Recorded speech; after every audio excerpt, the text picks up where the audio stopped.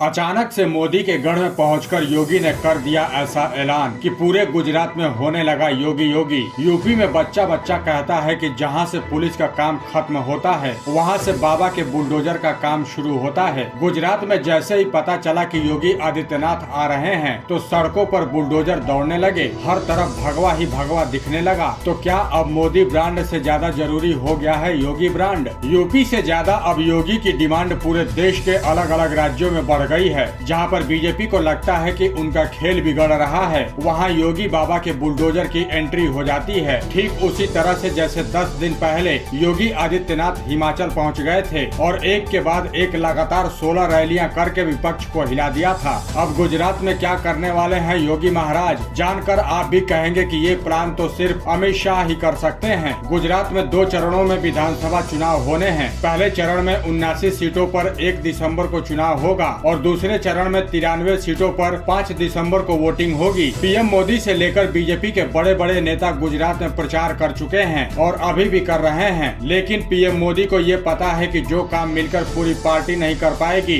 वो अकेले योगी आदित्यनाथ कर सकते हैं। आपको लग सकता है कि हम ये बातें हवा में बोल रहे हैं, लेकिन इसे ऐसे समझिए कि यूपी के सीएम योगी सिर्फ छोटे से प्रदेश हिमाचल में 16 से ज्यादा रैलियां की है। इतनी रैलियां ना तो खुद पीएम मोदी ने की, ना अमित शाह ने और ना ही किसी बीजेपी के बड़े नेता ने की है। योगी आदित्यनाथ सबसे पहले गुजरात के मोरबी पहुंचे, जहां कुछ दिन पहले पुल हादसे में करीब 140 लोगों की जान चली गई थी। मोरबी पुल हादसे के बाद यहां के लोगों में बहुत गुस्सा था, लेकिन जब पता चला कि योगी आदित्यनाथ आए हैं तो जय श्री राम के नारे लगने लगे। यूपी की तरह जब गुजरात में भी योगी रैली कर रहे थे तो वहां पर बुलडोजर खड़े हुए दिखाई दिए। योगी आदित्यनाथ ने यूपी का कनेक्शन भी गुजरात से जोड़ दिया है। योगी ने कहा है कि कभी भगवान श्री कृष्ण मथुरा को छोड़कर गुजरात के द्वारका रहने आए थे, इसके बाद द्वारका उनका धाम बन गया। योगी ने आगे कहा कि मैं यूपी का रहने वाला हूं तो मां गंगा और यमुना का आशीर्वाद बना रहेगा।